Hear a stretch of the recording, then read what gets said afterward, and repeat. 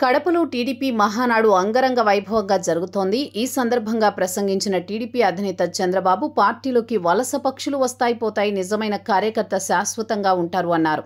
ఈ నేపథ్యంలోనే తెలుగుదేశం పార్టీలో వైసీపీ కోవట్లు అనే సంచలన విషయం తెరపైకి తెచ్చారు. ఈ సందర్భంగా వారికి మాస్ వార్నింగ్ ఇచ్చారు. మహానాడు కార్యక్రమంలో భాగంగా ప్రసంగించిన బాబు తెలుగుదేశం పార్టీలో వైసీపీ కోవట్లున్నారని, తమతో ఉంటూ వాళ్ల టార్గెట్ దిశగా పనిచేస్తున్నారని, ఇలాంటి తప్పుడు పనులు చేస్తే వారిని వదిలిపెట్టనని అన్నారు. ఈ సందర్భంగా నేరస్తులు ఖబర్దార్, నా దగ్గర మీ ఆటలు సాగనివ్వను అంటూ చంద్రబాబు మాస్ వార్నింగ్ ఇచ్చారు.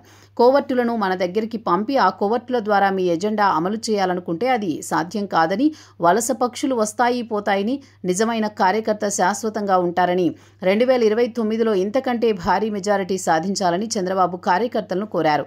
మనం అన్ని ప్రాంతాల్లో గెలవాలని చంద్రబాబు కార్యకర్తలకు సూచించారు.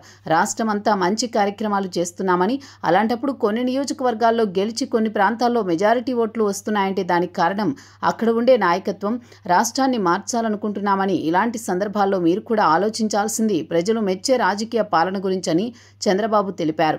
ఈ సందర్భంగా వివేక మర్డర్ విషయాన్ని మరోమారు ప్రస్తావించిన బాబు, కడప గడ్డలో చెప్తున్న వివేక మర్డర్ తర్వాత నాలాంటి నాయకుడినే మోసం చేయగలిగారని, వివేకానందరెడ్డి గుండెపోటుతో చనిపోయారంటే అందరి మాదిరిగా తాను కూడా నమ్మానని, ఆ తర్వాత నా మీదనే నెప్పం వేసే పరిస్థితికి వచ్చారంటే మీరు ఊహించగలరా అని చంద్రబాబు అన్నారు. రూమంతా రక్తం ఉంటే కడిగేసి ఏమీ జరగనట్టు గుండెపోటు, రక్తం వచ్చి గోడలన్నీ కూడా తడిచిపోయాయని చెప్పగలిగారంటే ఎలాంటి వారితో మనం పోరాడుతున్నామో ఒక్కసారి ఆలోచించాలన్నారు. ఈ సందర్భంగా కరడుగట్టిన నేరస్తులతో మనం రాజకీయ పోరాటం చేస్తున్నామని పేర్కొన్నారు. ఈ సందర్భంగా కోవట్లను పంపి మనవేలుతో మనకన్నే పొడుచుకునేలా చేయాలనుకుంటున్నారన్నారు.